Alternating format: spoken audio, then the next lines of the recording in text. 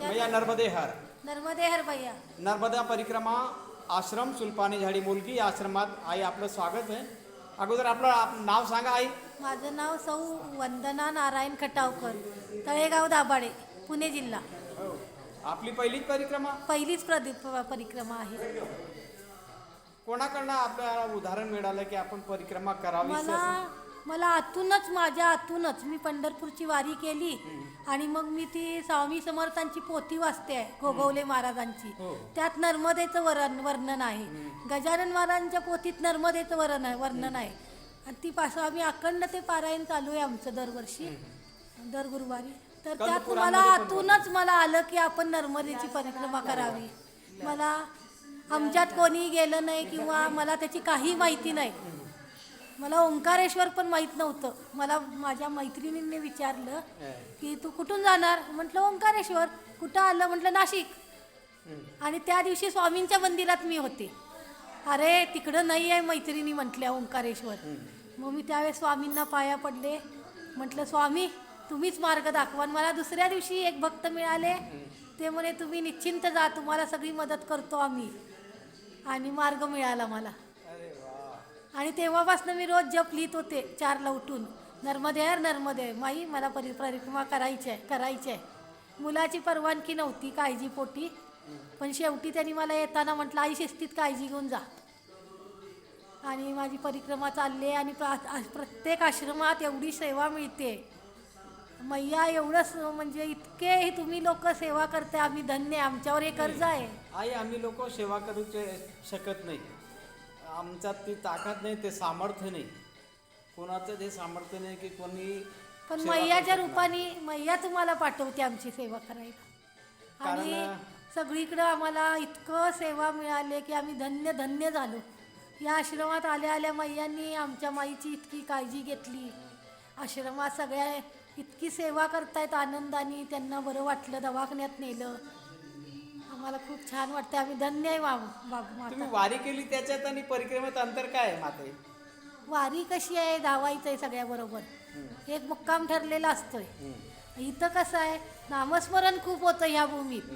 प्रत्येक भूमी इतकी इथं पावन आहे की आम्ही दत्ताचं पारायण केलं, आम्ही रामरक्षा म्हणतोय, काळभैरव स्तोत्र, म्हणजे सगळं उत्साह येतो इथं म्हणायला. देवाचं मंत्र हे प्रत्येक पावलाला आम्ही जप केल्याशिवाय जात नाही. ही स्फूर्ती मिळते इथं. वारीत तसं नाही. वारीत धाव असतंय. परिक्रमेत खूप शिकायला मिळतंय. शांत कसं राहावं, एकमेकाला प्रेम कसं द्यावं, संयम कसा बाळगावा, हे या वारीत आम्ही शिकलो. एकमेकाशी सेवा कशी करावी, शांत राहून प्रेमाने कसं सगळं करावं, हे इथं शिकायला मिळालं. आम्हाला ह्या परिक्रमेत खूप छान शिकायला मिळालं. प्रेम कसं द्यावं एकमेकाला. खरंच परिक्रमा खूप आहे. आणि आश्रम आहेत पण परिक्रमा आहे बघा. म्हणजे तुम्ही परिक्रमा करत असताना अध्यात्म साधताय. हा, आणि ते इतकं छान होतंय, हृदयातनं अध्यात्म होतंय. घरी म्हणा किंवा कुठं गेलं की निम्म दूध तापलं का, फोन आला का, तसं इथं होत नाहीये. इथं अखंड हृदयातून नामस्मरण होतंय बघा आमचं. तेवढं आम्हाला समाधान आहे, खूप आनंद आहे. आणि आश्रम आहे म्हणून आमची परिक्रमा आहे. आई बरं आपल्या अडीअडचणीला धावून येते का? हो, तुम्हाला सांगू, दत्ताचं पारायण केलं आणि तिथं एक कुत्रा होता. एक कुत्रा होता ब्राऊन कलरचा, वाघासारखे पट्टे होते बरं का. 4 दिवस मी त्याचं अनुकरण करत होते. 10 गावं तो कुत्रा आमच्या बरोबर होता. माझं दंड आहे की नाही, असा दंडातनं जायचं कधी कधी, कारण माझी चाल कमी आहे. बाकी सगळे पुढं चालायचे, मी एकटी असायचे मागं. जवळजवळ किलोमीटर मागं मी असायचे ना. तो कुत्रा मला साथ दिला बघा. त्याला म्हटलं बंडू किती वेळ माझ्याबरोबर येणार तू, आता जा बाळा. म्हणून त्याला 2 बिस्किटं घातली आणि तेव्हा तो गेला बघा. इथं अंगणवाडी केंद्रात आहे ना, तिथून तो गेला, दिसला नाही.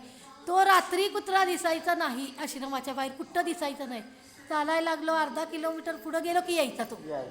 असं 10 गावं आमच्या बरोबर होता बघा. तो ती मैया होती बघा. खरंच मैयाने एवढी साथ दिली. मी एकटी मागं पडायचे. तुम्हाला सांगू, सुरुवातीला माझ्या डोळ्यातनं पाणी यायचं. तर मला माझ्याबरोबर कोणतर चालतंय असा भास व्हायचा. मी इकडे इकडे बघायची, मला कोण दिसायचं नाही, पण पावलाच आवाज यायचा. पावलांचा आवाज येतो. आणि मी मग तसं 2-3 वेळा झाल्या मी निर्धास्त झाले, माई माझ्या बरोबर आहे, मैया माझी, घाबरायचं नाही. मैया तात मात बंधू पिता सका तू माझी आहे, मी तुला शरण आले, मी तिला रोज सांगते आणि माझी परिक्रमा पूर्ण कर. आणि सगळ्या आश्रमवासियांना आशीर्वाद बाबा, खूप छान सेवा करता येते. इथं तर खूप आनंद मिळाला, दवाखान्यात नेलं, सगळा खूप आनंद मिळाला. नर्मदे हर नर्मदे हर नर्मदे हर. आईच्या चरणी हीच प्रार्थना करेल की आपली जी यात्रा आहे मंगलमय करो, बस आणि एवढंच सुखमय पाहिजे. करो. हां, नर्मदे हर. नर्मदे हर.